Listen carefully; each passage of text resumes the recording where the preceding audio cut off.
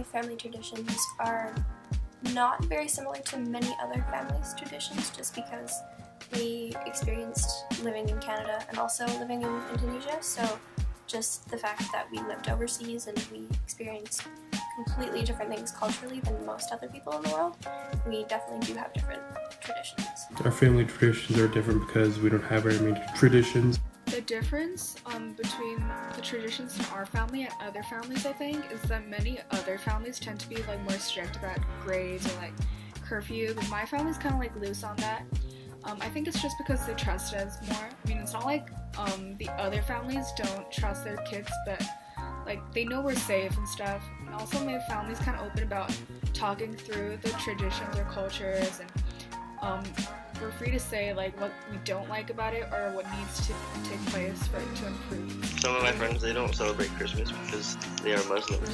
I think it's different because I embrace both cultures, and compared to my full Australian friends, they don't necessarily have the culture that I've been absorbed with since I was really, really young.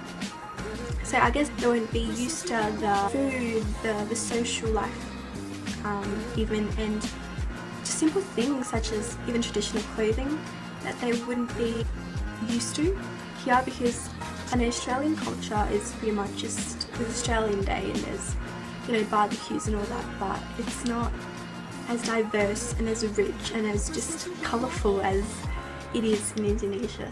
One of my family traditions that I don't think a lot of other families do is we have family game night with the whole big family.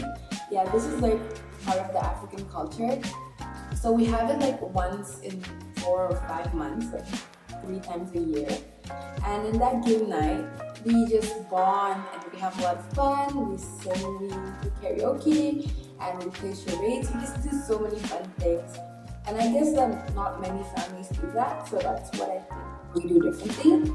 My family is very mixed culturally because first our Chinese descent, and also being Indonesian because we are Indonesian and we have been Indonesian for a really long time. So there's a mixture of those two cultures, but also along the way from my mom's generation onward to mine, there's been a very big American culture influence as well, because my mom went to school there, but for me it would be because of the international community I grew up with. A lot of my friends are from America. I mean, one very clear example of this effect on me is the fact that my most fluent language is English, and I speak in English with my mom and my dad, and I think that's one thing different with families around this area.